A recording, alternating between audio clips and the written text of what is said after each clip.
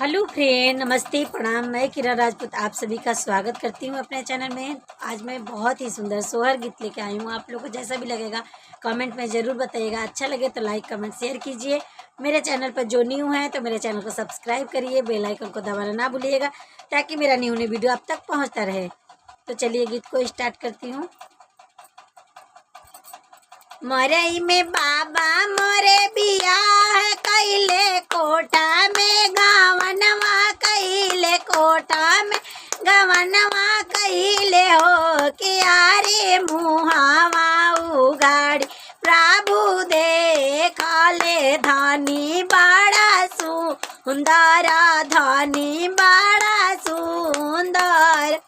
मरई में बाबा मोरे बियाह कैले कोठा में गावनवा कैल कोठा में गावनवा कैले हो ललना मुआ उगाड़ी प्रभु दे खेले धानी बड़ा सुंदर धानी बड़ा सुंदर।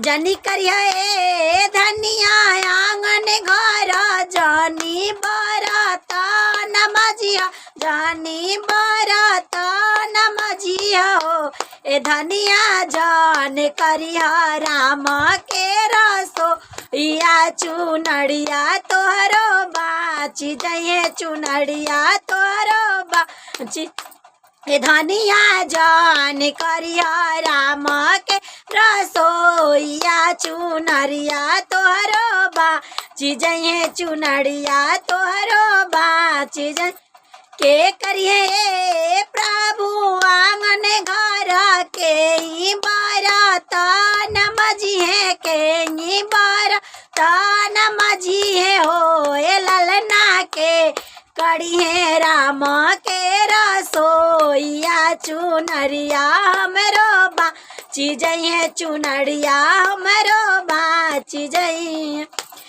अम करिए धनिया आंगन घर भाभी बहिना बरत नमजिए बहिना बरत नमजिए हो ए धनिया भाभी करिए राम के रसोईया चुनरिया तोहरो बाची जइए चुनरिया तोहरो बाची ए धनिया भाभी करिए राम के रसोईया चुनरिया तोहरो बाची जइए चुनरिया तोहरो बाची अमरौ रे प्रभु जी मारी जइए बहिना गवनवा जइए बहिना गवनवा जइए हो के ललनार भाभी का भाभी राउर करिए पटीदारिया चुनरिया हमरो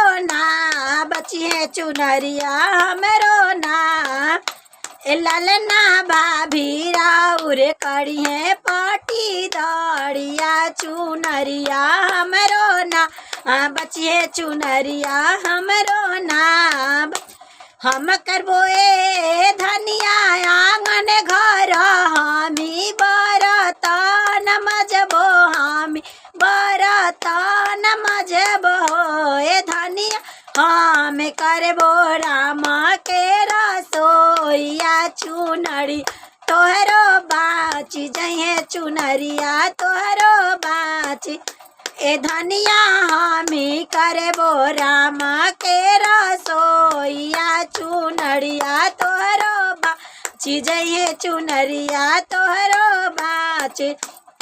मरई में बाबा मोरे बियाह कैले कोठा में गावनवा कैले कोठा में गावनवा कैले हो ए ललना मुहावा उघाड़ी प्रभु देखेल धनी बड़ा सुंदर धनी बड़ा सुंदर।